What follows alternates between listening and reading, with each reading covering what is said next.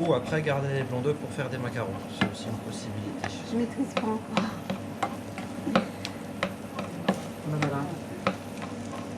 La main. La main.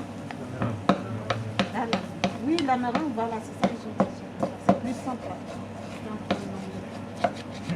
Plein de langues de chat. Ça se garde? Ça, c'est vrai, ça, c'est Ouais. ok, voilà, Ah, c'est vrai, il va pas les manger.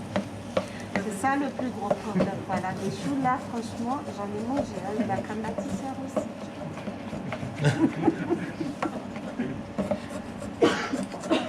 Alors, je sais qu'il y a des élèves, ce qu'ils font, c'est qu'ils mettent une petite annonce sur leur page Facebook en disant ok, tel jour, je fais telle préparation, si vous voulez, vous pouvez passer pour...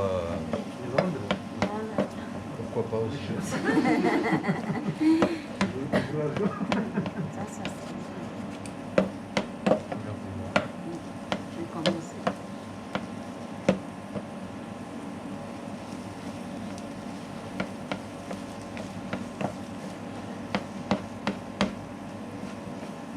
Alors là, ça va commencer à, on va dire, accrocher plus hein, sur les bords. Donc bon, si je gratte un petit peu, je vais finir par enlever, mais si on voit ici, j'ai vraiment des morceaux un petit peu secs. Donc là, ça va être suffisant pour... je vais pouvoir arrêter.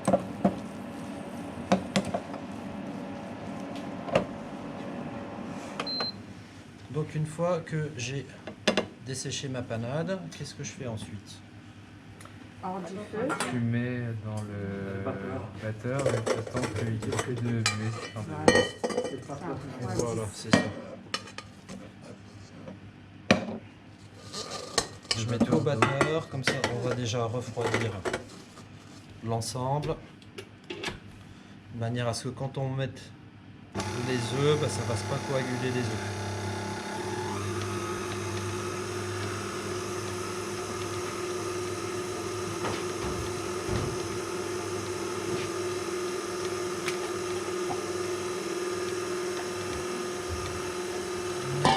Merci.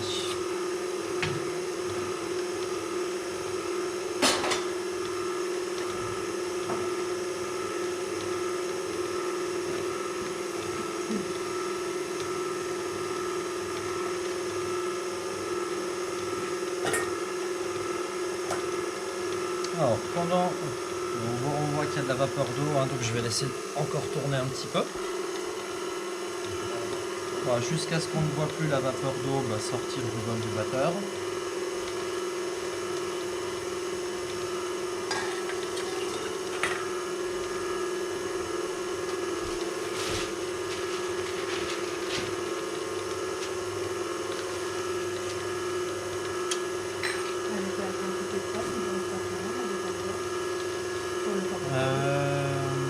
Je pense que vous faites facilement 8 Paris-Brest individuels.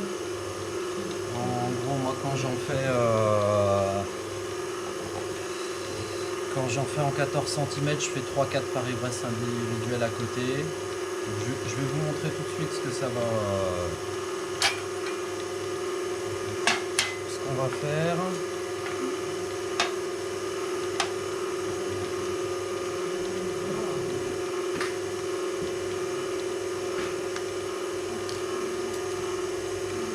Alors là j'ai pris un cercle de 12 cm, je vais faire un Paris-Brest multipart mais pas trop gros quand même parce que ça va gonfler. Même avec 12 cm on va vite arriver à quelque chose qui fera 16-17 cm de largeur. Donc à l'aide de mon cercle,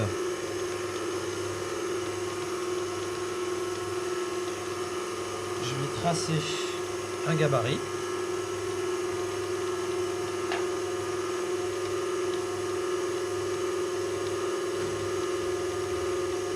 Je vais tracer un deuxième cercle.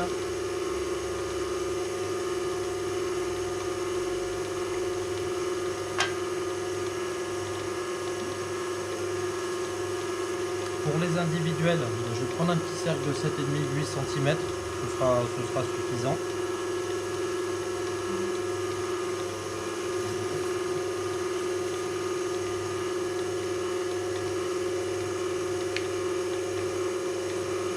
Et en fait, tu vas faire ce qu'on aurait pu faire la semaine dernière, des couronnes, non?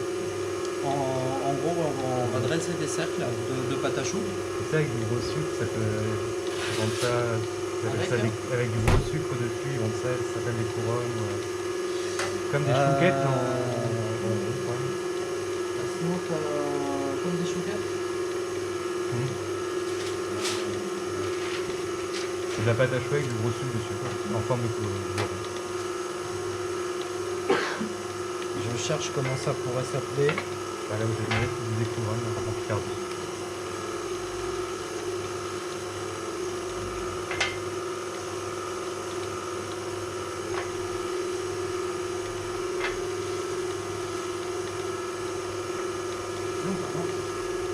Peut-être pas comme les longues.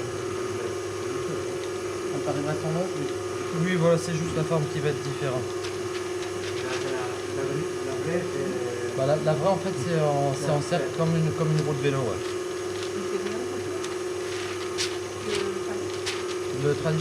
Ça dépend du nombre de parts que tu veux faire, en fait.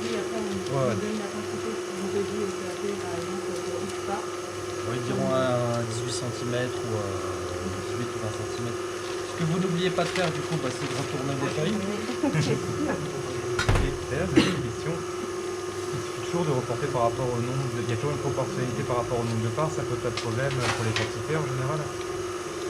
Il y a des fois où ça peut être problématique. On ne peut pas calculer par rapport au nombre de parts, mais il y a des calculs. Si, tu peux toujours, c'est mathématique. Ouais. C'est toujours mathématique. Soit à partir d'un volume ou de quantité, répartir en fait. Si, admettons, peut-être pas aujourd'hui, mais quand on fera les entremets, sur un entremet de 20 cm, si vous voulez calculer par exemple pour du 12, du 14 cm, vous faites le rapport du volume de 20 cm du volume de 20 cm sur le volume du cercle en 12. Et puis vous divisez l'ensemble. En gros, ça va revenir. Alors ça fait quoi? Ça fait pi RKRF fois la hauteur. Donc en gros, ça revient à faire le rayon au carré du cercle de 20 cm sur le rayon au carré du cercle le plus petit. On va ramener les calculatrices.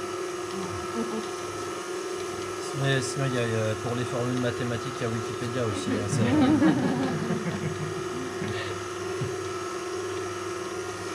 Voilà, alors, voilà, ça va être suffisamment refroidi, je vais commencer à ajouter mes œufs.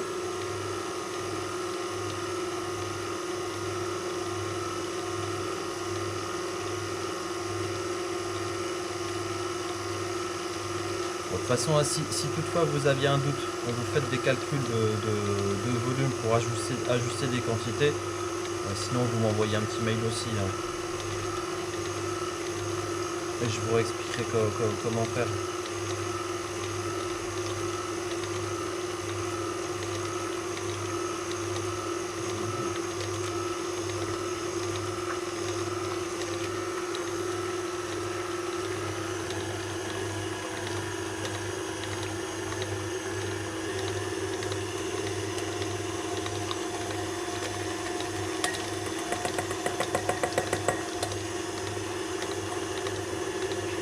Là, tu avais mis 180 ou 190?